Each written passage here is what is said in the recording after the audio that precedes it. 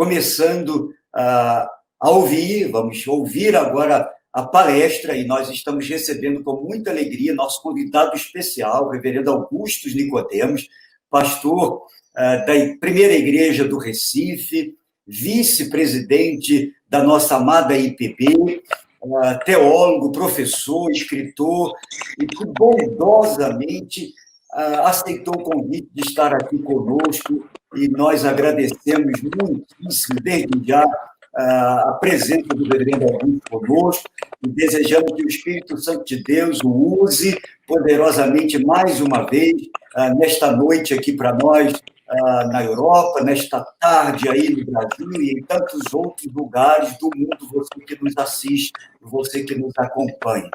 Nós queremos deixar a palavra com o reverendo Augusto. Deus o abençoe. Muitíssimo obrigado, meu querido. Certo. Muito obrigado, Marcos, e queridos irmãos da PMT e queridos missionários. Reconheci vários aí nos vídeos e nas participações. Estou muito grato a Deus pela oportunidade de participar e, de alguma maneira, contribuir para vocês que estão lá na frente do trabalho, no fronte da guerra, especialmente nesse continente tão carente que é a Europa. Eu tenho a missão de falar sobre a confiança em Deus em tempos tenebrosos, e eu escolhi o capítulo final do livro do profeta Abacuque. Eu queria pedir que você abrisse a sua Bíblia, tivesse a sua Bíblia aberta e que acompanhasse a exposição do texto. Nós queremos cobrir o capítulo todo no pouco tempo que nós temos.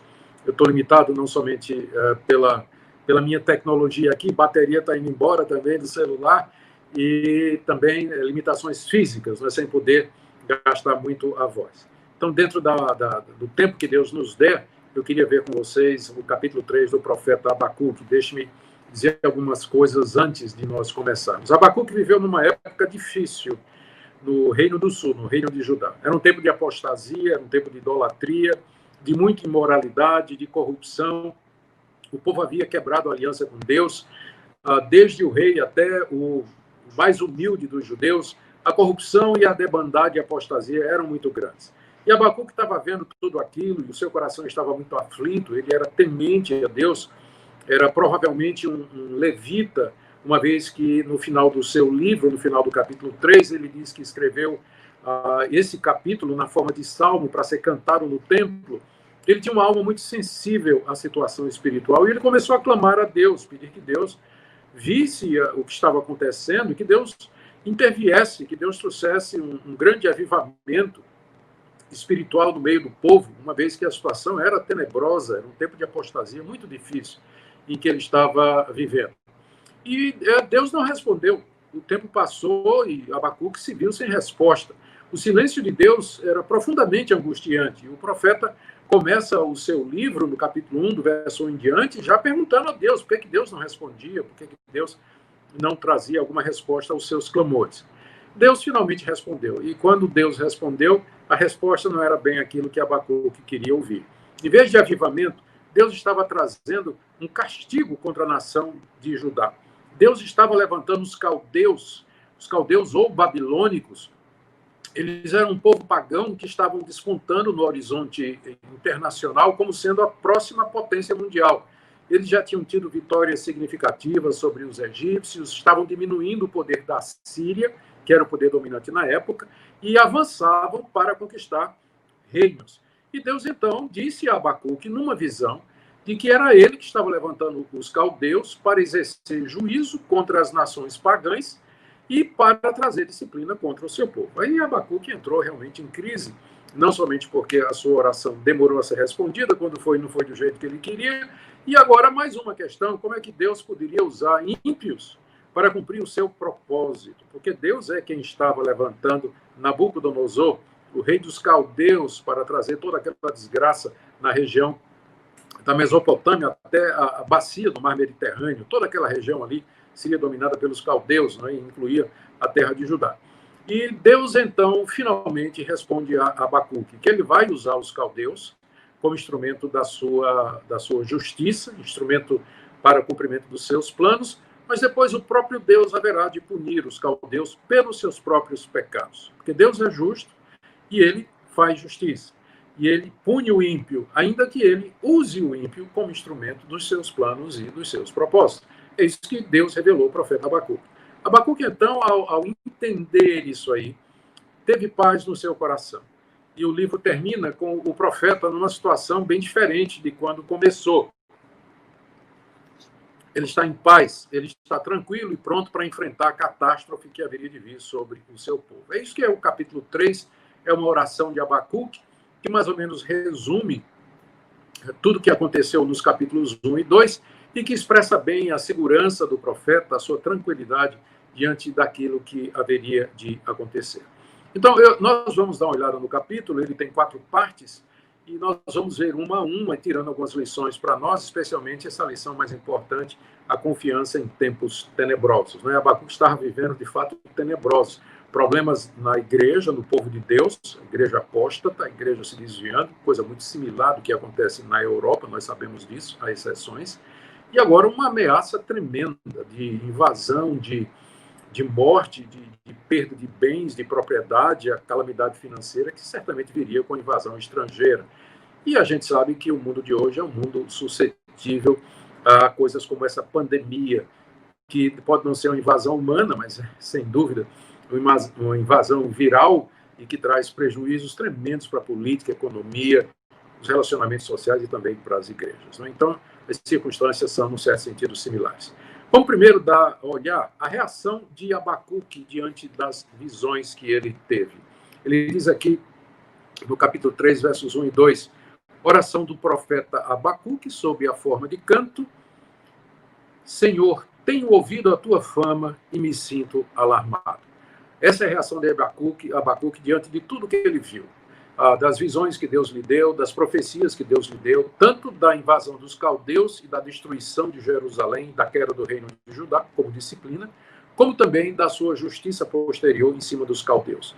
Ao ver a fama de Deus, ouvir a fama de Deus, ao ver o poder e a majestade de Deus, tanto para disciplinar o seu povo, como para punir os ímpios, a reação de Abacuque foi, ele diz aqui, de alarme. O seu coração se inquietou. Seu coração ficou apertado diante daquilo que inevitavelmente haveria de vir. Na segunda parte do capítulo 3, Abacuque faz 3 pedidos a Deus diante disso que ele viu e ouviu. O primeiro pedido é bastante conhecido, está ainda no verso 2. Ele diz assim: aviva a tua obra, ó Senhor, no decorrer dos anos. Aviva a tua obra, ó Senhor, no decorrer dos anos. Essa passagem tem sido entendida por grandes homens de Deus como um pedido para um avivamento espiritual, para que Deus levantasse o coração do povo de Judá. Quem sabe havia tempo ainda para assustar o castigo. Mas pedido por avivamento já foi vencido aqui. Aqui não era mais a hora de avivamento. O que estava acontecendo, o que haveria de acontecer, era a invasão dos caldeus, e isso era inevitável. A melhor maneira de entender essa oração, aviva a tua obra, é que a obra aqui não é o povo de Deus que Deus haveria de avivar, mas obra aqui são as obras de Deus na história. Abacuque conhecia a história dos atos salvadores de Deus no passado. Ele conhecia os fatos que apontavam para a ação salvadora de Deus na história de Israel. E ele vai, inclusive, recapitular alguns desses fatos mais adiante, como nós vamos ver. E o que Abacuque, na verdade, está pedindo aqui é que Deus faça agora no presente o que ele já tinha feito antes, que ele repetisse os seus atos poderosos aqui, agora, naquele momento que eles estavam vivendo, livrando os judeus, ou trazendo os judeus de volta à sua terra, depois de ter cumprido a disciplina, o tempo de castigo e o de juízo. É isso que Abacuque está pedindo aqui.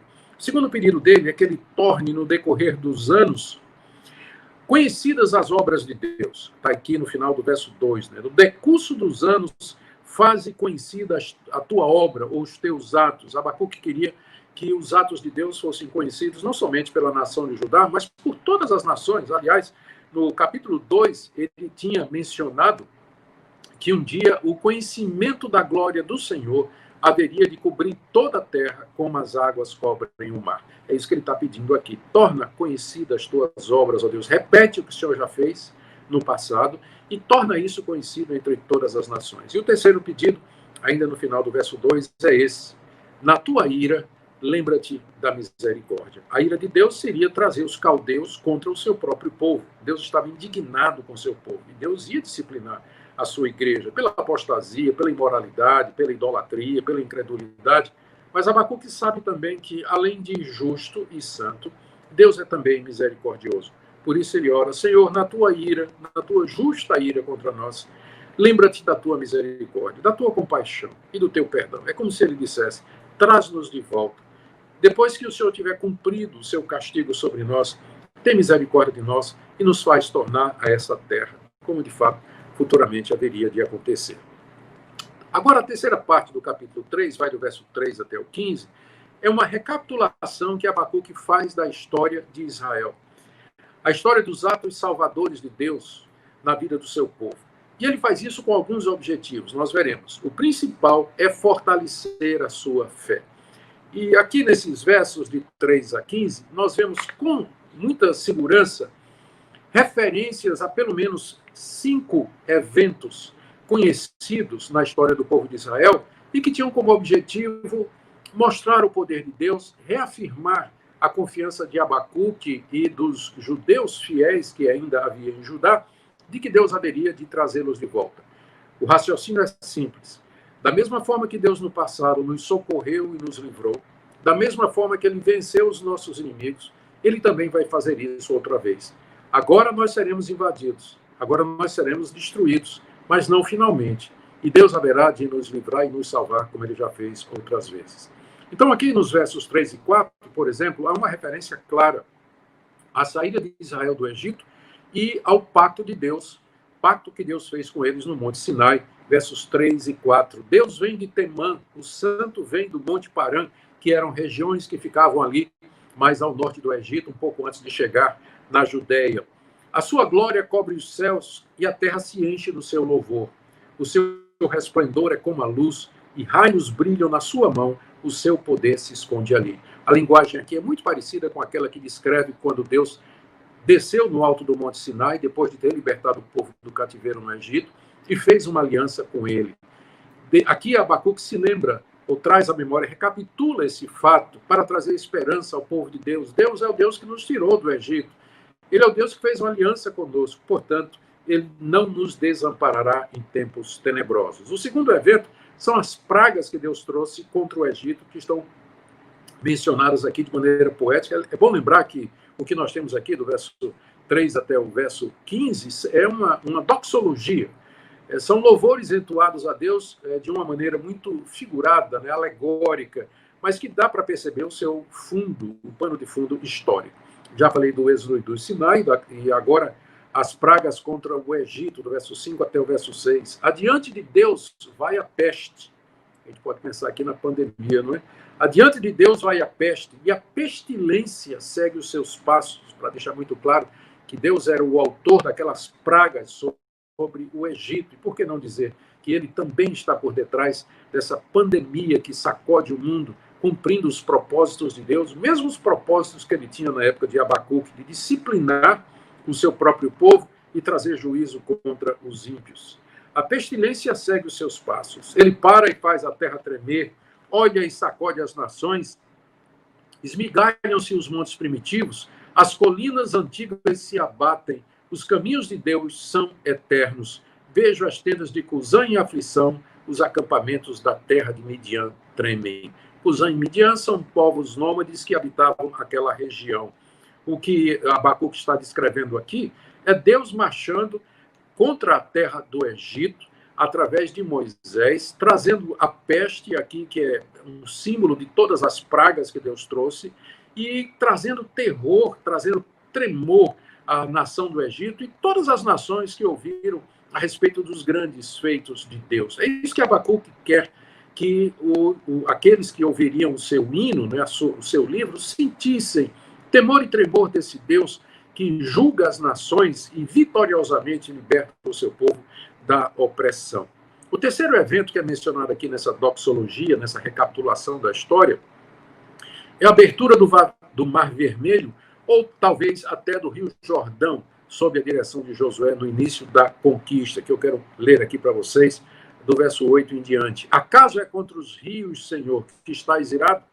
É contra os ribeiros a tua ira, ou contra o mar o teu furor? Já que andas montado nos teus cavalos e nos teus carros de vitória, preparas o teu arco, a tua aljava está cheia de flechas, tu fendes as terras, a terra com rios, os montes que vêm e se contorcem, torrentes de água passam. As profundezas do mar fazem ouvir a sua voz e levantam bem alto as suas mãos. Vocês percebem que aqui nessa passagem, Abacuque menciona rios, ribeiros e ele menciona o mar. Uma referência, provavelmente, àqueles atos grandiosos de Deus contra as águas. Primeiro, quando ele abriu o Mar Vermelho para que o povo passasse, depois, quando ele abriu o Rio Jordão para que o povo também penetrasse na terra prometida, pisando em terra seca.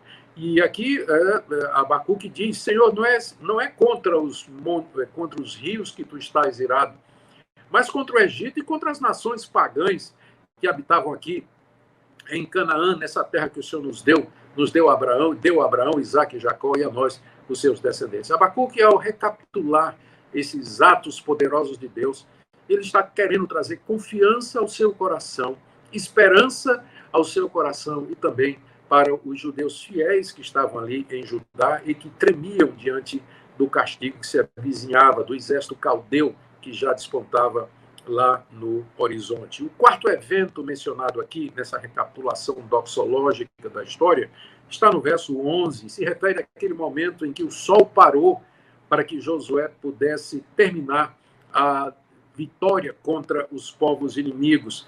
Verso 10, o sol e a lua param nas suas moradas ao resplandecer a luz das tuas flechas sibilantes ao fulgor do relâmpago da tua lança. Deus aqui é retratado como um guerreiro celestial que vem em socorro do seu povo e que faz parar o sol e a lua nas suas moradas diante do brilho de Deus, do brilho da sua glória, do seu poder. Lembrar aquele episódio, mais uma vez, serviria para instilar, despertar a fé de Abacuque, a sua confiança em Deus. Ele é o Deus da natureza, é o Deus que controla os rios, os montes, que controla o sol, a lua, as estrelas, todos obedecem ao seu comando.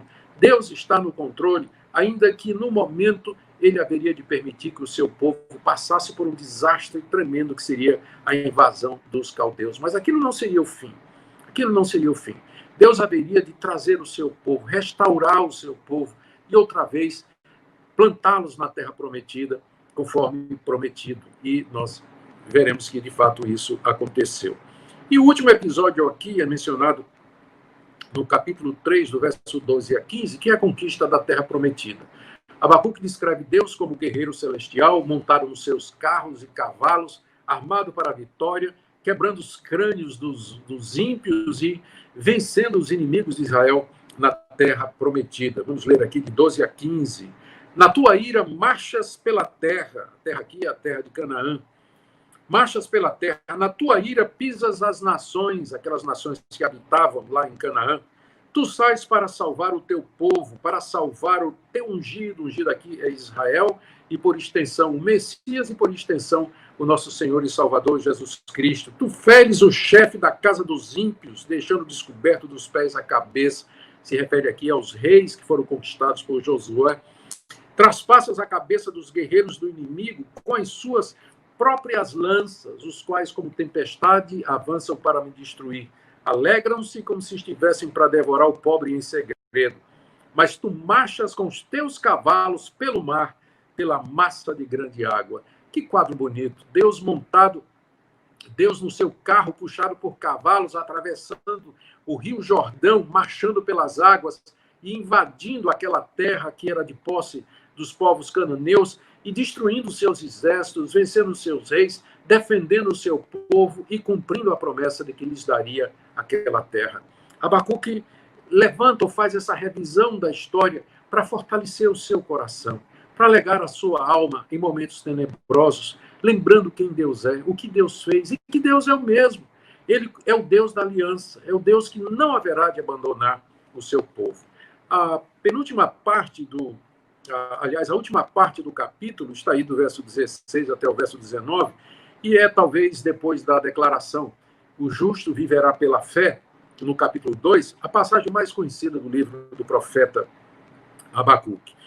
Ao fazer essa recapitulação da história, qual foi o efeito disso no coração de Abacuque? Está aí no verso 16. Ele se sentiu profundamente abalado e ele descreve isso de 4 maneiras. Verso 16. Ouvi isso, ou seja, essa recapitulação, ouvi esses atos poderosos de Deus, ouvi a fama de Deus, tudo que ele tinha feito, ouvi isso e o meu íntimo se comoveu.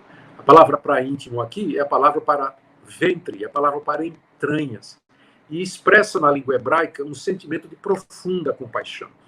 Abacuque ficou intimamente comovido de compaixão pelo seu povo, pelos moradores de Judá, porque eles seriam invadidos, seriam destruídos, massacrados, mortos, e por conta dos seus pecados, como disciplina da parte de Deus. Mas Abacuque amava aquele povo, e o seu íntimo se comove diante do sofrimento que haveria de vir sobre o seu povo.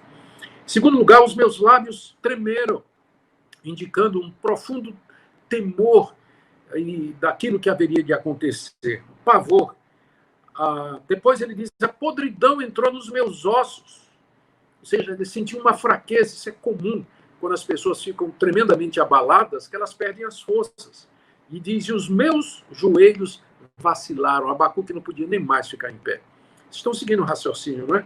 Ele fez uma revisão dos atos poderosos de Deus na história do seu povo. Ele viu como Deus era fiel à sua aliança, como Deus cumpriu as suas promessas, mas como Deus também é poderoso para executar os seus juízos. E ao ver tudo aquilo, ao ler a história, Abacuque se sentiu profundamente comovido. Seus lábios tremiam, seu corpo perdeu força, seus joelhos não podiam mais sustentá-lo em pé. E aí Abacuque faz essa declaração, ele toma essa decisão de que ele vai aguardar, então, em fé e em paz o dia da ira de Deus. Veja o final do verso 16. Depois de dizer que ele se comoveu, os lábios tremeram, a podridão entrou nos ossos e os joelhos vacilaram, ele diz, pois em silêncio eu devo esperar o dia da angústia que virá contra o povo que nos ataca. Essa é a conclusão que ele chegou. Aquele povo estava atacando, eram os caldeus. Mas o dia da angústia contra os caldeus haveria de chegar. Deus havia prometido. E ele é o Deus que cumpre a sua palavra, como aquela revisão da história havia acabado de mostrar. O que Abacuque deveria fazer? Ele deveria esperar em silêncio o dia em que os seus inimigos seriam finalmente justiçados da parte de Deus. Esperar em silêncio é esperar tranquilo, esperar em paz, não havia o que fazer. A invasão dos caldeus era inevitável. Deus estava decidido a disciplinar o seu povo. Mas havia esperança, o retorno à terra, o renovo, o remanescente fiel, aqueles que haveriam de escapar e que Deus haveria de abençoar e trazer de volta. E agora, do verso 17 até o verso 19, Abacuque alegra-se em Deus, mesmo com aquilo que Deus vai fazer. Que declaração maravilhosa e desafiadora é essa que nós encontramos aqui. Verso 17. No verso 17, Abacuque descreve o que é que vai acontecer quando os caldeus invadirem Judá. Ainda que a figueira não floresça, nem haja fruto na videira, ainda que a colheita da oliveira decepcione. São as 3 árvores nacionais de Israel. A figueira produzia alimento, a videira que produzia o vinho e a oliveira que produzia azeitona para azeite. Tudo isso era muito desejado, muito querido e formava a base do sustento da vida do judeu. Ele está dizendo, ainda que essas coisas faltem, o ainda que já que vai faltar, mesmo que falte, não é uma dúvida, ele sabe que isso vai acontecer, é o resultado da invasão dos babilônicos. Ainda que os campos não produzam mantimento, toda a colheita seja devastada, como de fato seria pelos invasores, ainda que as ovelhas desapareçam do aprisco tomado pelos invasores, o que não foi morto eles levavam para si, e nos currais não haja mais gado. Que descrição da devastação que os exércitos caldeus fariam em Judá. Toda a colheita, Israel dependia, era uma civilização, era uma sociedade que dependia das colheitas e do gado, das ovelhas. Tudo aquilo seria tomado pelos invasores. E os judeus que não fossem mortos e ficassem ali na terra, eles não teriam quase de que sobreviver. Ou seja, era uma catástrofe completa. Eram tempos tenebrosos. Mesmo diante dessa expectativa, e esse é o ponto do livro todo, nós chegamos aqui no coração do livro, olha a atitude de Abacuque. Ainda que tudo isso aconteça, eu me alegro no Senhor. Verso 18. Eu me alegro no Senhor, eu exulto no Deus da minha salvação. Como é possível explicar isso? Que no meio de um tempo tenebroso, diante da expectativa mais tenebrosa da invasão de uma potência estrangeira, com a destruição da economia, dos meios de subsistência, a perda da liberdade, a destruição da casa de Deus, o local de culto, a morte dos sacerdotes que ministravam serviço a Deus, Abacuque consegue dizer, ainda que tudo isso falte, ainda que tudo isso aconteça, eu me alegrarei no Senhor e eu regozijarei no Deus da salvação. Só tem uma forma de nós fazermos isso. Fé. Confiança nesse Deus. E aonde essa confiança se firma, irmãos? Não é na nossa capacidade de crer, não é nas nossas ilusões, mas se firma nas Escrituras, onde está a história dos atos salvadores de Deus, como Deus fez uma aliança com Abraão, Isaque e Jacó, como ele deu a sua lei no Sinai, fez uma aliança com Israel, como ele sustentou aquele povo 40 anos no deserto, como os tirou da terra do Egito, como abriu o Mar Vermelho, como lhes deu Canaã, como abriu o Rio Jordão, como parou o sol e a lua. Esse é o nosso Deus, o Deus que tem um pacto conosco, com a igreja, que é a continuação espiritual da nação de Israel. Nós somos um povo de Deus como Israel era no Antigo Testamento. E Deus tem uma aliança conosco, ratificada no sangue precioso do Senhor Jesus Cristo.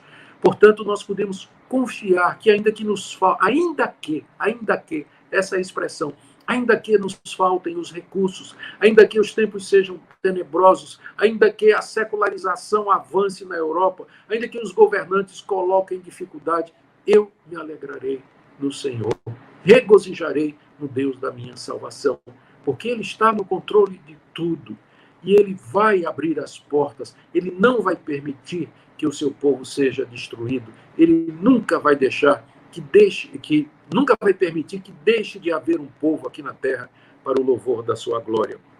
A esperança de Abacuque, então, está nessas coisas que ele diz aqui no verso 19 sobre Deus. O Senhor Deus é a minha fortaleza, e não são os recursos humanos, não são os recursos financeiros, mas Deus é a minha fortaleza. Ele dá aos meus pés a ligeireza das corças. As corças são as fêmeas dos veados, que eram animais muito comuns ali na Palestina, e que eram conhecidos pela ligeireza e pela firmeza com que elas conseguiam galgar as encostas pedregosas e andar por caminhos estreitos nas montanhas. Abacuque diz, da mesma forma que esses animais conseguem ser rápidos e firmes, Deus vai firmar os meus pés nessa jornada pedregosa da vida, nesse momento difícil que nós estamos passando. E, finalmente, Deus me faz andar nas minhas alturas, acima desses problemas, acima dessas angústias e desses cuidados, nas alturas celestiais, eu andarei na presença do meu Deus e com o meu Deus. Queridos, eu queria tirar algumas lições rápidas para nós aqui, em conclusão. Primeiro, a importância da Escritura, a importância da Bíblia. É para isso que Deus nos deu a Bíblia. A Bíblia é o registro dos atos salvadores de Deus. Estão lá para mostrar quem é Deus, o seu amor para conosco, a sua compaixão, como Ele, em Cristo Jesus, nos liberta da pior de todas as escravidões, que é exatamente a escravidão do pecado. Esse é o Deus que cuida de nós. Aí na Europa, onde vocês estão, Ele continua Deus, Ele está no controle. A importância de conhecer a Bíblia, de rever a história, a confiança em Deus com base na palavra e a fidelidade de Deus para com o seu povo. Aquilo que Deus disse a Abacuque aconteceu cerca de 50 anos depois. Nabucodonosor invadiu o reino do sul, levou Judá cativo, isso depois de 100 e poucos anos de ter acontecido o mesmo no reino do norte com os assírios. Matou muita gente, levou a nobreza, deixou os pobres da terra, levou gado, levou ovelha, fez uma devastação completa. E depois de 70 anos, Deus tocou no coração de Ciro, que havia conquistado Babilônia, dando a paga, dando troco, destruindo aquele império. E Ciro, então, liberta o povo de Deus, e o povo de Deus volta sob a liderança de Esdras e Neemias e reconstrói aquela nação, reconstrói o povo e prepara o ambiente para a chegada do ungido, do filho de Abraão, do filho de Davi, o Senhor Jesus Cristo, a quem nós estamos ligados pela fé, de quem nós somos povo. Espero que essas reflexões, que essa palavra traga a você esperança e confiança no meio de tempo tenebroso. Lembre-se da história, lembre-se da atitude de Abacuque, medite no que a Escritura nos diz a respeito do nosso Deus e assim tenha confiança nesse Deus maravilhoso. Deus abençoe a vida de vocês. Muitíssimo obrigado, pastor Nicodemos.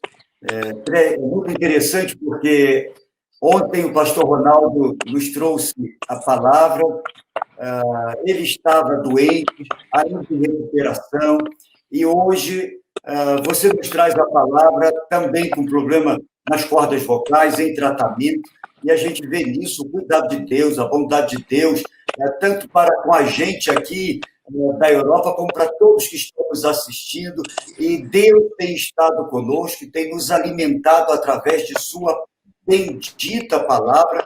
Nós agradecemos muito, em nome aqui de toda a Comissão da Paz Europa, em nome da APMT, nós agradecemos muito a sua presença, a palavra que Deus colocou em seu coração, e nós louvamos a Deus pela sua vida, pelo seu ministério, e temos orado aqui pela sua saúde, para que Deus continue te abençoando rica e poderosamente.